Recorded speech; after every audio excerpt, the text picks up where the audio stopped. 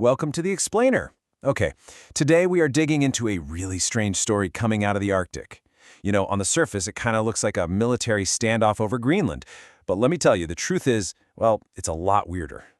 So, you've probably seen the headlines, and they are pretty dramatic, right? European nations are deploying troops to Greenland. It sounds ominous.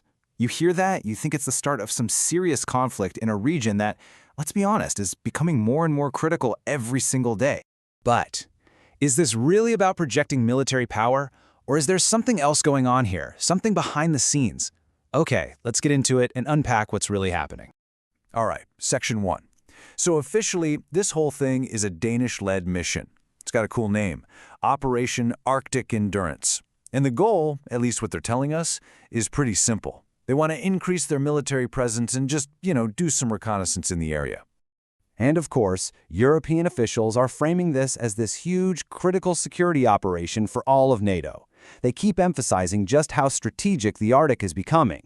And you might think, okay, sounds like standard procedure, right?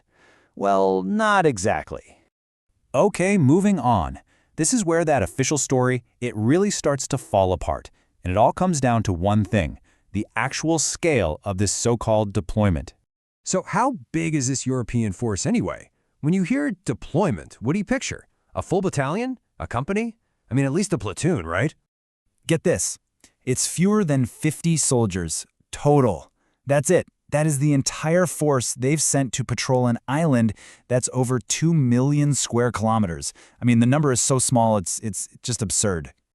And if you look at the breakdown, it gets even crazier. France sent 15 soldiers, Germany 13. Finland sent just 2 liaison officers. In other countries, they sent even smaller teams. We are literally talking about a tiny, multinational handful of people. So, to put that into perspective for you, it works out to roughly 1 soldier for every 42,000 square kilometers. Think about that. That means each soldier would be responsible for an area the size of Switzerland. This isn't a defense force. It's more like a very cold field trip. Okay, so that leads us to the big question, right? If this isn't a real defensive force, then what on earth is it? Well, the answer has a lot less to do with military strategy and everything to do with one person, Donald Trump.